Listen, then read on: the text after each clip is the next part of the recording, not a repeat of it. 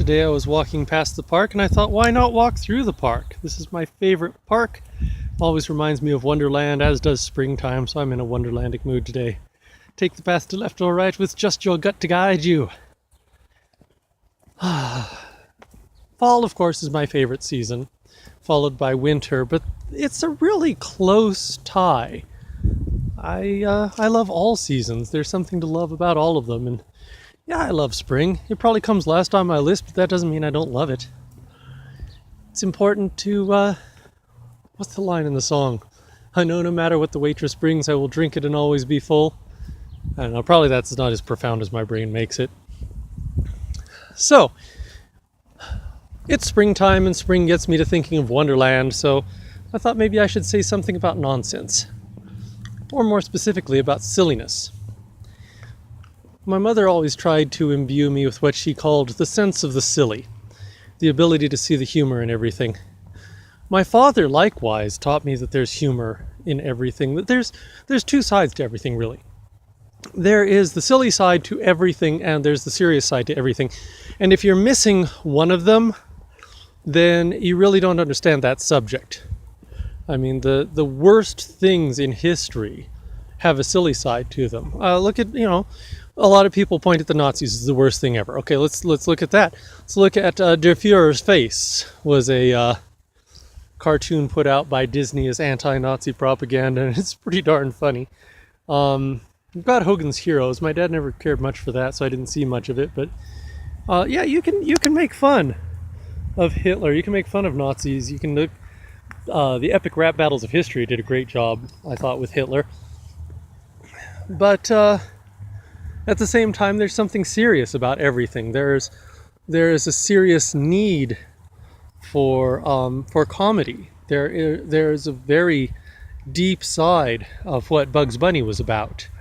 A very deep, adult, mature side to what he was saying. There are very serious ramifications to comedy and to art, to trivial pursuits, things that seem trivial. They're very important to the human condition. So, specifically what I wanted to talk about here was the ability to be silly, empowering yourself to be silly, because there's a very counterproductive force in our society, in our world, and I don't know if you've noticed it, but it's pretty prevalent in America and really all of the Anglophilic cultures, where people are afraid to be silly, which it seems weird that I would single that out, because the British can be exceedingly silly. I mean, this is where Benny Hill and Monty Python came from. British humor is among the best in the world, but for whatever reason, in America especially, and I think to some degree in Britain and other places, people are afraid to be silly. They're afraid to be seen as being silly. And to me, this is just a strange thing, because, I grew up, my mom was Mexican, my dad was Mexican by osmosis, so they were both pretty silly. And my dad had some Scottish in him, so he had that macabre sense of humor from there, and it all blended together to making me the Gomez Addams that I am today. So some people don't want to be silly. They don't want to do things because they would be silly, as if that was any sort of indictment against them. As an example of what I'm talking about here, I remember in right after the 9/11 thing happened, terrorism thing, I was talking to a friend of mine, and we realized there's a way to stop specifically Islamic terrorists from striking like that. It wouldn't work on domestic terrorists or terrorists from other places, but the Al-Qaeda Islamic extremism thing was a hot issue then, and it was from Al-Qaeda's point of view. Although I don't want to make any statements about Islam in general, although maybe I will in a later video. I have some strong thoughts on that as well, but at least from Al-Qaeda's point of view, they saw this as like a holy war, that they were going on these suicide missions because they knew that they were doing God's will. Footnote, look up the derivation of the word assassin. You find some Interesting corollaries there. But anyway, the way you stop is Muslims from being terrorists is pretty simple.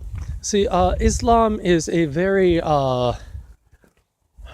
legalistic religion. It's full of a bunch of rubrics. There are a bunch of things that you have to do. You have to pray at certain times, and you have to do certain things, and you have to eat a certain way, and dress a certain way, and wash a certain way.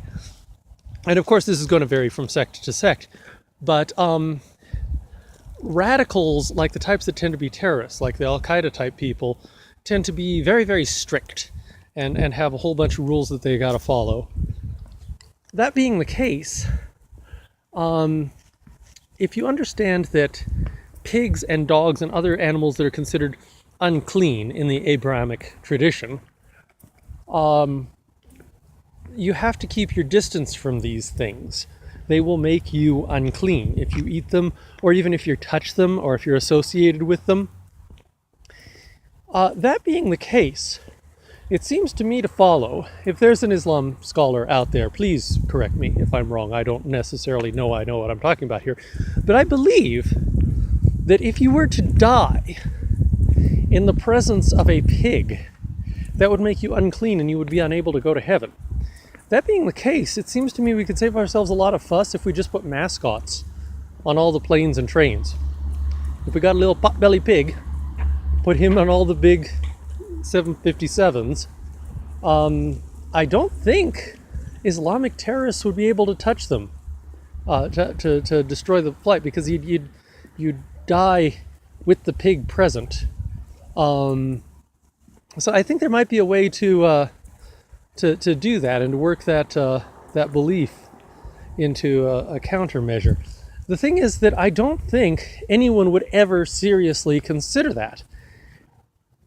And the reason being, now whether this is tenable or not, I could be completely off base about how Islam works. It could be that they could die in that plane and go to heaven just fine. But my point is that I don't think they would consider it, not because it was untenable or not because it was too expensive. I don't think it's ever going to get off the ground because it sounds silly. The idea of putting a cute little pig on every flight, or at least a puppy. I don't think anybody would go with that, because I think before they looked into the viability of it, and again, it might not be viable, I don't know, but before people looked into the viability of it, they would first see that that's silly, and we don't want to do that because we don't want to look silly. Now, that's just the best example I can think of off the top of my head. I could probably come up with something better. There are a lot of things that we as a society don't do because they're silly. Just like there's a lot of things that people as individuals don't do because they're silly. I think this is a big part of why a lot of men are scared to look good. There are a lot of men, there's this culture in modern American masculinity where you don't dress up. You got to wear jeans and a ball cap at all times. You know, because if you wore a suit, well, then you'd look sexy, and that'd be awful. You know, I've of course I'm making fun of it because I don't get it at all. I love dressing up. I love wearing things that look good on me and display who I am. But there are, seriously, I've met them. There are men who are terrified of the idea of putting on even a tie, let alone a bow tie. I would die before I put on a bow tie, or a top hat, or a tuxedo. Oh my goodness! I want to run my wedding. I didn't know how I was going to survive. I really can't understand this mindset. But I think what it is that I think what being silly is, what that means, is doing something unexpected. Now, humor is a hard thing to analyze, so I by definition, I have to oversimplify these things to talk about them in this format, but I really do. I think being silly is doing the unexpected, and doing the unexpected is silly, and being silly can be embarrassing. In fact, I think that's why a lot of the silly comedy, I think that's where that comes from, Monty Python and Benny Hill and those guys. I think that they are being unexpected, and by being unexpected, they're doing something embarrassing, and that's why it's funny. But then the argument goes that the argument against doing something silly is because you could embarrass yourself, and people are afraid of being embarrassed. Don't mind the jump cut there, I got interrupted. But so people, I think, are afraid of being embarrassed. So I think the idea that you can't be silly, and hence you can't dress up, and you can't be the best you can be, you can't be awesome because you're afraid. I think some people are afraid to be awesome. This happened to me at Mining City Star when there was a guy, I was performing, I was not the best performer there, I was far from it, and better performers than me said that they wish they had the balls to get up there and do a performance like I did, because I gave my all, I threw my heart into it, I wore silly costumes, I did silly things on the stage, audience loved me, and they were like, I wish I was brave enough to do that. And I'm like, well, be brave enough to do that. So here's my advice there. If you are afraid to be silly, you need to take baby steps. You need to do it a little at a time, because the way you get over fear is by introducing yourself to a little bit of it until you can deal with it and it's not scary. How I got over my fear of heights is I found myself a stairway, jumped off the first step, that's not scary. Jumped off the second step, that's not scary. Made it up to the sixth step, that was a little scary jumping from up there. So I did that a million times until it was boring. Then I could jump off the seventh until it was boring. Now I'm not afraid of heights. If you're afraid of being silly, step just a little ways out of your comfort zone. Do something a little off. Wear a funny pin or put on a cool tie. Whatever it is that's out of your comfort zone, just take a little step into it. Not a big one, not something that matters. Don't put on a clown suit and try to put on a performance if that's something you can't do. But just try to be a little sillier, a little weirder, a little goofier every day. And if you do that, and if you're committed to it, and if you work hard at being crazier, you will unlock your hidden potential. You will no longer be holding yourself back, nerfing yourself, stopping yourself from being the most awesome you can be. And that's a good goal.